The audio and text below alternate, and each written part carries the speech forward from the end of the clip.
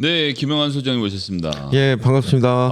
지난주 또 송악리에 출판기념회 잘 치르시고. 아이고 우리 김성희 소장님 같이 토크해 주셔서 너무나 감사드립니다. 예, 너무 재밌었습니다. 예. 예. 정청래 최고도 또 오셔갖고. 네. 끝까지 남아 계신 건 좀 인상적이었어요. 그러니까 처음부터 끝까지 계속 계셔 주셔서 너무나 감사. 사진도 같이 많이 찍고 좋은 자리였습니다. 어쨌든 출판기념회 송악리에 잘 마치신 거 축하드리고요. 우리 오른소리 오른자 시청자 여러분 이 자리를 빌어서 감사의 말씀드립니다. 네, 감사합니다. 자, 좋은 얘기는 여기까지고. 아니 안 좋은 얘기 우리 김성희 소장님 또 있잖아요. KBS 더 라이브. 더 라이브.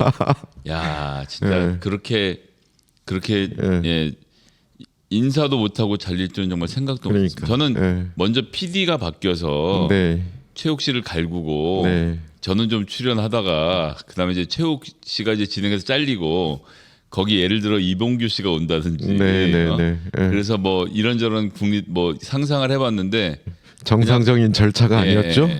제가 그들을 정상인으로 생각했다는 것이 또 부끄러워지는 그런 날이었어요. 방송인 탄압받는 김성희 소장 됐습니다. 그러네요. 자, 우리 고향경제사회연구소 김영환 소장님 오늘은 어떤 얘기 갖고 오셨어요? 오늘은 물가 하나 하고요. 통계청에서 사회조사 발표한 건 있는데 잠깐 그거는 좀 주제별로 한번 간단하게 한번 살펴보는 시간. 물가 참 미치겠네요, 진짜. 뭐부터 제가 볼까요, 한번? 일단 첫 번째 그 소비자 물가 지수 10월 달께 나와서요. 보면 첫 번째 이제 그 우리가 그때 2.7% 했을 때 아마 6월 달 여름 그때 좀 지나면서는 좀 물가가 잡힌다 이런 얘기가 있었는데요. 그 후에 또 변동 상황을 한번 지켜보자. 제가 좀 말씀드렸잖아요. 변동 상황이 또 있네요. 계속 올라가고 있죠 또. 다시 오르는구나. 그래서 진짜 정직하네요. 그래서 3.8% 전년 동월 대비 10월 달 3.8% 올랐습니다. 7월에 저점을 찍고는 다시 올라가는 모양새인데 같은 달 전년도에 그거를 대비해서 그렇다는 얘기죠. 작년 10월 달도 5.7% 올랐어요. 근데 그 10월에 비해서 또 3.8% 올랐으니까 그럼 얼마가 오른 거예요? 근데 이제 이번 물가 소비자 물가 특성 중에 하나가 이 생활 물가하고 신선 식품 물가가 되게 올랐습니다. 이게 사실은 소비자 물가를 견인했다 이렇게 좀 봐야 될 것 같고요. 특히 신선 식품 지수 같은 경우는 12.1%. 그래서 우리 서민들이 사실은 생활 물가 지수하고 신선 식품 지수 이런 거 영향을 많이 받지 않습니까? 사실 요즘 이제 과일 그래서 그냥 귤만 딱 사먹지 딴 거는 아예 손을 못 대겠죠. 채소 그다음에 과일, 특히 과일. 유가 많이 올랐습니다. 그래서 부분적으로 한번 살펴보면요. 일단 생활 물가 지수부터 한번 볼까요? 이제 식품하고 식품 이외, 뭐 피복이나 의류나 뭐 이제 신발, 우리 주로 쓰는 이제 생활 물가 지수, 식품 이외 지수가 있는데요. 식품 이외 지수보다 식품 지수가 많이 올랐죠. 5.8%. 144개 품목 대상으로 조사했는데, 그래서 실제 생활 물가 지수를 끌어올린 거는 식품 지수다. 그래서 식품이 생활 물가 지수를 끌어올렸고, 그리고 이 생활 물가 지수가 소비자 물가 지수를 끌어올렸다. 전체가 458개 품목인데 생활 물가 지수에 들어오는 항목은 144개 품목입니다. 그래서 서민들의 영향을 받는. 그러니까 이제 그렇게 골랐을 때는 그냥 우리가 주로 많이 쓰는 물건들 그렇죠. 그리고 신선 식품 지수를 보면 신선 식품 품목은 총 55개 품목인데요. 생선, 해산물, 신선 어계, 그다음에 채소, 과실인데 신선 식품 지수가 12.1%. 야, 이건 엄청나네요, 진짜. 근데 신선 어계 쪽은 후쿠시마 오염수 등 여타저타한 영향으로 소비자 물가 지수보다는 낮죠. 그런데 채소가 소비자 물가 지수보다 높고요. 과일. 26.2%. 네, 과일이 18개 품목인데 엄청나게 올랐습니다. 네. 아니 그러니까 사과가 네. 한 알에 3,000원이에요. 이제 그 밑으로는 어디 동네에서 구하기가 어려워요. 네. 알이 3,000원이지 네. 사과를 어떻게 한 알에 3,000원씩 주고 사 먹습니까? 그러니까 그래서 이번 소비자 물가지수의 특성은 우리 서민들이 먹는 거, 그다음에 생활하는 거. 네. 이 물가가 이 소비자 물가 지수를 올리는데 그 견인을 했다 이렇게 좀 볼 수 있고요. 그래서 서민 생활이 더 팍팍해진 소비자 물가 지수를 좀 보여주는 거다. 그래서 세부적으로 좀 이렇게 봐야 어느 계층들한테 영향을 미치는지 좀 볼 수 있거든요. 근데 이제 이 정부가 하는 일들을 보면 MB2 시즌 2, 예. 그때 이제 우리 이명박 정부 때 그 배추국장 네, 들어보셨죠? 있었죠. MB 물가 지수라고 해서 이명박 대통령이 관심 물가 품목을 정하고 네. 각 품목에다가 담당자들을 정해서 네. 그럼 뭐 사실상 때려잡은 거 아닙니까? 때려잡는 형식이죠. 근데 윤석열 대통령이 이제 뭐 아는 게 없으니까 이명박 때 사람들을 고용해서 이명박 때 그것도 이제 10년이 넘은 방식이잖아요. 네, 네. 그때 방식대로 그대로 하는 건가요? 그럼 지금? 물가 사무관 두겠다고 최근에 뒀지 않습니까? 그러네요. 각 품목마다 그 해당 사무관을 두겠다는 거예요. 네. 우리 지난번에 그 추경호 장관이 라면 업계 만나서 거의 뭐 형식은 간담이었지만 그래서 50원씩 내려라 뭐 이렇게 네. 하는 건데 그것도 전 보면서 그러면 기업이 그냥 당하겠냐고요. 그 스프에다 뭐 덜 넣지 당연히. 그렇죠. 예, 그래서 최근에 뭐 과자 뭐 이를테면 네. 그 용량이 좀 줄어든달지 이런 걸로 대처를 하거나 스프 같은 경우는 이제 네. 과일을 다 야채를 말려서 넣는 네, 건데 네, 네. 그 스프의 성분에서 뭘 좀 빼거나 이렇게 했겠죠. 그렇죠, 그렇죠. 그러니까 이 물가 사무관을 두고 관리하겠다라는 이 발상은 그러니까 이전에 추경호 장관이 라면 업계 만나서 윽박 지르고 그 제분 업체들 네. 만나서 또 윽박 지르고 이랬던 그 권력으로 사실은 그 물가를 잡겠다라는 그 행동들이 보여서 너무나 답답한데 사실은 이 물가라는 게 통화량이 일단 증가한 부분이 있고요. 그래서 한국은행에서 긴축을 하고 이자율을 높이는 거지 않습니까? 이자율을 높이고 네. 그런데 또 이복화는 나타나서 네. 이자 높이면 가만두지 않겠다고 몽둥이 들고 다니고. 네, 네, 네. 예. 그럼 이 관치의 전형적인 행태고 검사의 특성 아닙니까? 그렇죠. 두드려 잡는 거. 그리고 공급 측면에서 보면 이제 코스트 쪽에서 보면 국제 유가가 올랐고 네. 국내 작황이 좀 부진했고 그리고 우크라이나, 중동 이 불안들이 여전히 지속되고 있지 않습니까? 그럼 이제 밀가루 뭐 네, 에너지 네. 가격 이게 이제 고정이 안 되고요. 네, 그래서 통화 측면하고 공급 측면에서 사실은 문제들이 발생한 건데 이거를 관치와 두드려 잡는 형태로 물가를 잡겠다라는 이 경제 정책으로 잡는 게 아니고 권력으로 물가를 두드려 잡겠다는 거 아닙니까? 라면에서 때리면 1년이야 해보겠지만 라면에서도 결국 무슨 다른 수를 낼 거 아닙니까? 그러니까 결국에는 이런 것들이 어떻게 예상치 않은 결론들이 나냐면 우리 그때 라면 10% 빠졌잖아요. 라면값 내리라고 네. 하는 그 기간 동안에 주식이 10% 가격이 10%가 빠졌어요. 그러면 주식 투자자들이 또 손해 보고요. 그 라면 업체는 어떻게 보면 또 조달 금리가 비싸지고 회사채를 발행하는데 그렇죠. 예, 이런 금융시장 불안이나 자본시장 불안을 또 가져올 수 있는 예기치 않은 것들이 또 존재를 하는데 이런 것들은 전혀 관심이 없고 그냥 권력으로 물가를 두드려 잡는 방식에 그러면 윤석열 정부가 실제로 물가를 잡으려고 했다면 어떻게 했어야 되나요? 기본적으로는. 일단 이를테면 이제 이게 수요 측면인지 공급 측면인지 네. 정확히 좀 봐야 되고요.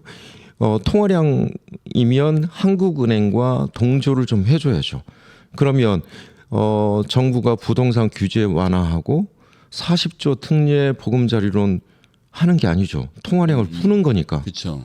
그래서 이런 부분은 사실은 한국은행하고 역행하는 거잖아요. 통화량을 자꾸 시중에 이제 풀어내는 거잖아요. 네. 오직했으면 한국은행 금통위가 지금 이 이자율에 물가가 안 잡히는 거는 정부 때문이다.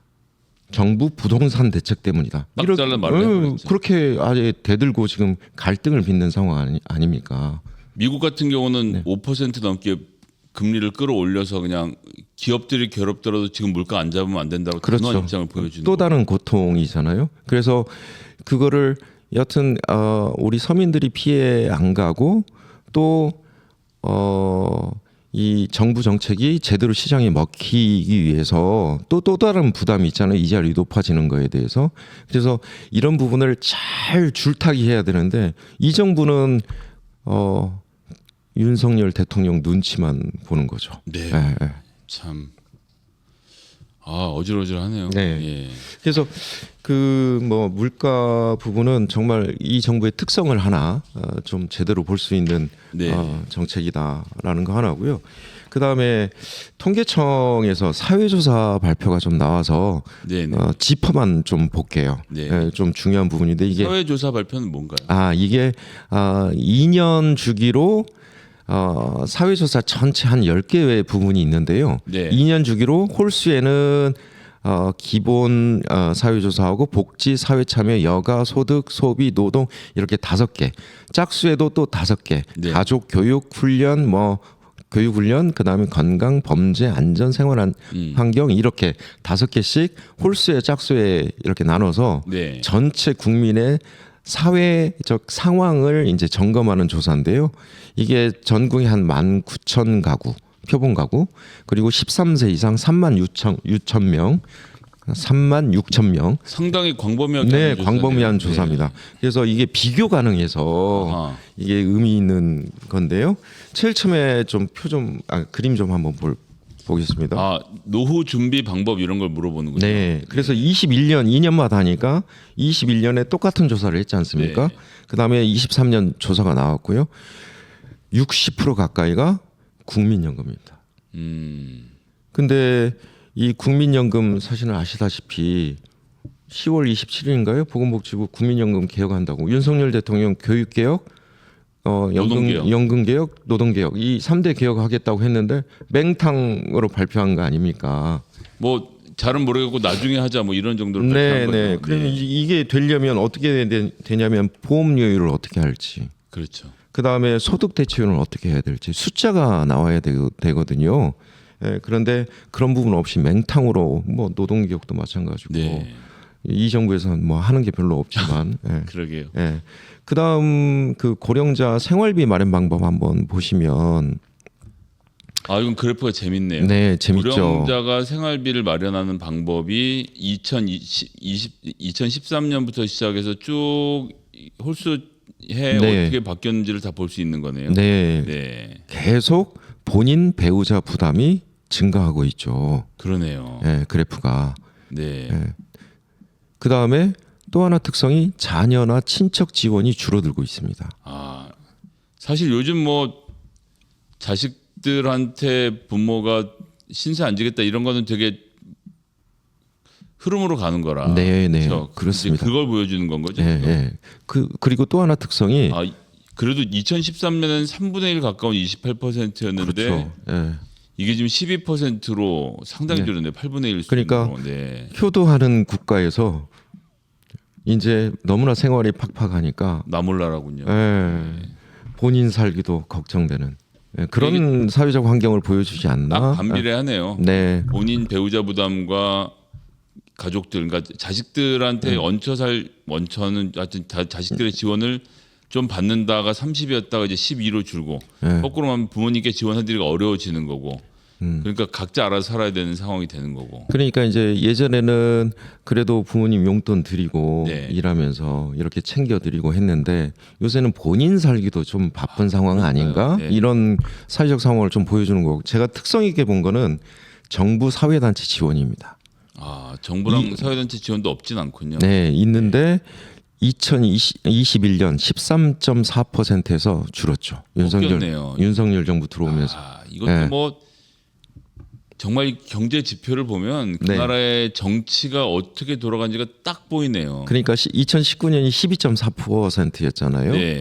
그 수준 이전. 그러니까 딱 문재인 정부 출발할 때 그 정도 수준으로 다시 돌아왔다. 무섭네 진짜. 네, 네. 그래서 이건 사실상 윤석열 정부가 모르겠어 각자 알아서 살아남아이라고 얘기하고 있는 상황으로 봐야 되는 거죠. 그렇죠. 각자 도생. 예. 네. 그리고 우리 청년과 청소년들 이렇게 보면 직업 선택 요인이 나왔는데 참 그 재미있습니다. 그 수입이 가장 우선순위고요. 네, 뭐 그럴 수 있죠. 예. 네. 안정성이 그 다음입니다.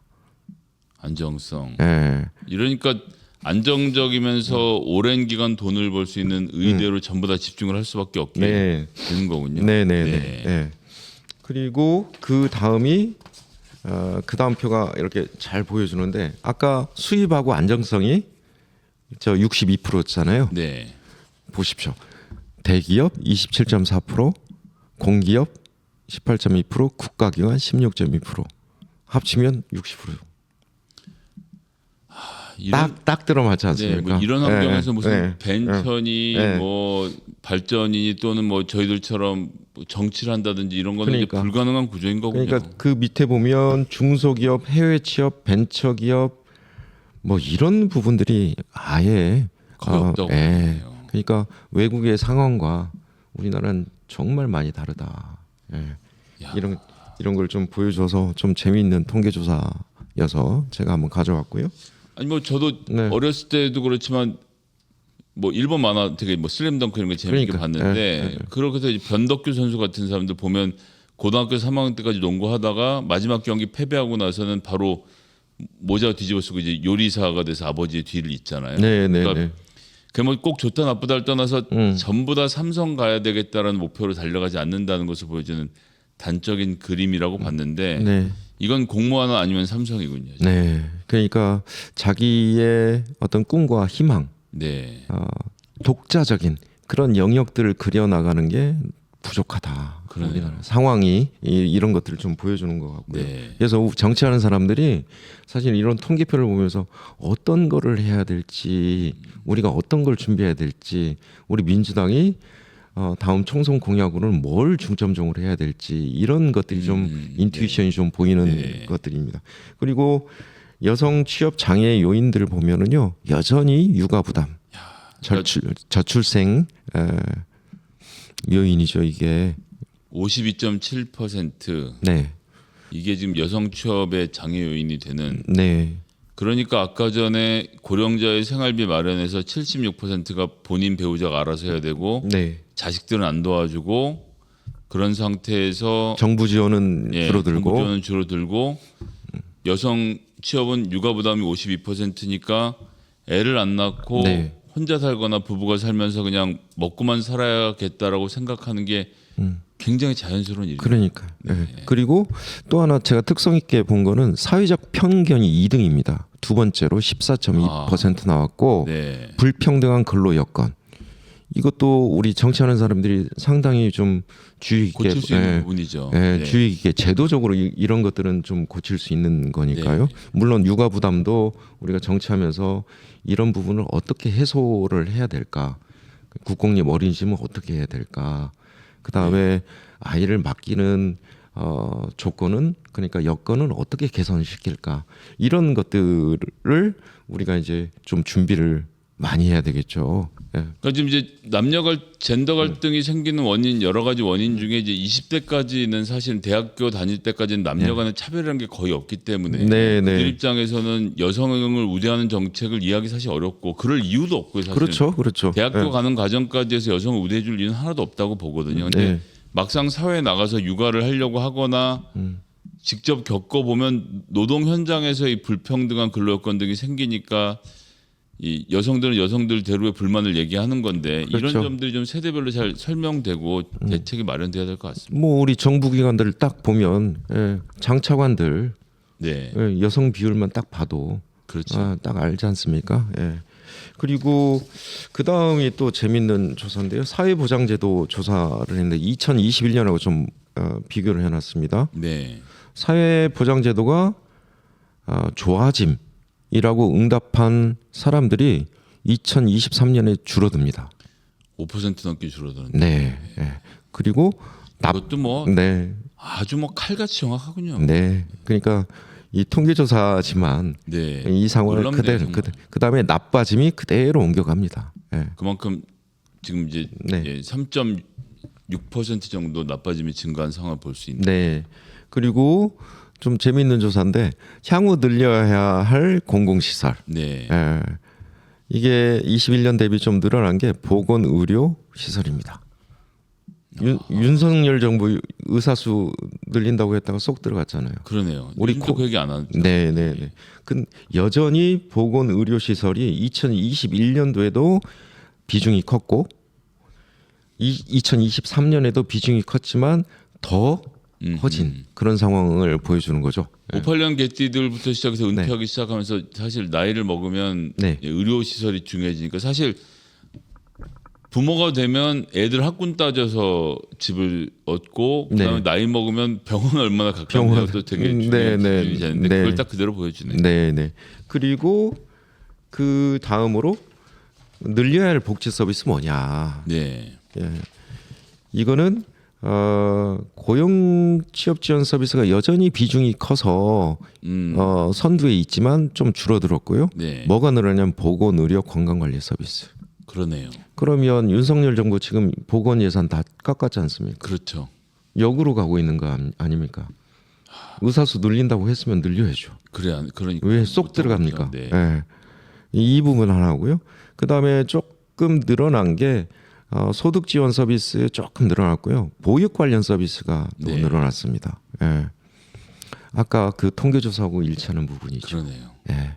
그래서 우리가 중점적으로 좀 방점을 두고 그 좀 총선에서 네. 뭐 각 당이 여하튼 여야를 불문하고 좀 공동으로 노력해야 될 부분들이 이런 부분들 아닌가, 이 사회조사가 좀 밝혀주고 있다, 이렇게 좀 말씀을 드리고 싶습니다. 그러니까 이제 초반에 물가 네. 얘기 같은 경우 이제 윤석열 네. 정부 좀 실정에 대한 얘기였고 네. 뒤에 후반부 얘기 통계청 자료는 특히나 정치를 하는 사람들, 네. 특히나 24년 총선 도전하는 사람들 네. 관심을 좀 많이 가지고 지켜봐야겠고 유권자분들도 판단하실 때 중요한 기준이 이 부분에 아마 본인 수요가, 그러니까 그 뭐 정치에 대한 수요가 아마 이 부분 개선을 요구하는 그런 목소리들이 크지 않겠나, 이런 네. 생각이 좀 들어요. 그리고 오늘 네. 후반부는 약간 희망적이어서 그러니까 후반부에서. 맨날 나쁜 소식만 제가 가져온다고 그래가지고 네. 예, 정책적으로 정말 필요한 얘기였던 것 같습니다. 네. 특히 정치하려고 하시는 분들과 네. 관심 있는 분들께는 다 귀에 정말 쏙쏙 들어온 얘기였을 것 같은데요. 네. 어쨌든 잘못한 건 잘못한 거니까 네. 물가 못 잡고 있는 윤석열 대통령은 어떻게 구형하시겠습니까? 그러게요. 이 사고 많지는 계속 대통령인데, 이 국정과 이 국정에 관심을 좀 아예 안 뒀으면 좋겠다. 관여를 아예 안 하는 게 오히려 대한민국 좀 잘 가는 거 아닌가? 그냥 외국만 다녀요. 그것도 이제 또 돈 드니까 그것도 위험하고. 그냥 방 안에만 있으면 안 되나? 안가에서 맛있는 거 드시고 그냥 술 드시고. 네네. 우리 또 네. 물가가 오르지만 신선한 야채 많이 사다가 야채 좀 많이 드시고 관심 끊어주실 걸. 네. 그렇게 부탁해야 되는 상황이 돼버렸네요. 네. 창조정 영호님은 남은 임기 기간 동안 무너지는 대한민국, 아무도 행복하지 않은 나라 100회 필사하기. 한 번도 어려울 것 같습니다. 이게 첫째 장도 넘어가기 힘들 거예요. 숫자 나와서. 달리면 대통령 보고 관여하지 말라시다니 강력한 정책이라고 말씀도 해주셨는데요. 여하튼 관심을 가지고 저희들 계속 지켜봐야겠고요. 물가 얘기도 재밌었고 오늘 특히나 후반부의 통계청 얘기는 모두가 한번 관심을 가지고 들어볼 만한 이야기가 아니었나 싶습니다. 오늘 또 재밌는 얘기 들려주셔서 감사드리고요. 다음 주에 또 재밌었습니까? 재밌었습니다. 다음 주에 또 우리 김영환의 경제 압수수색으로 찾아오겠습니다. 맺는 말씀 한 말씀 부탁드리겠습니다. 네, 오른자 시청자 여러분들 감사드리고요. 성원 덕분에 제 출판 기념을 잘 마쳤습니다. 저도 지역에서 우리 김성희 소장과 함께 꼿꼿하게 정치가 무엇을 해야 되는지 열심히 찾아보고 또 목소리 많이 듣겠습니다. 감사합니다. 네, 감사합니다.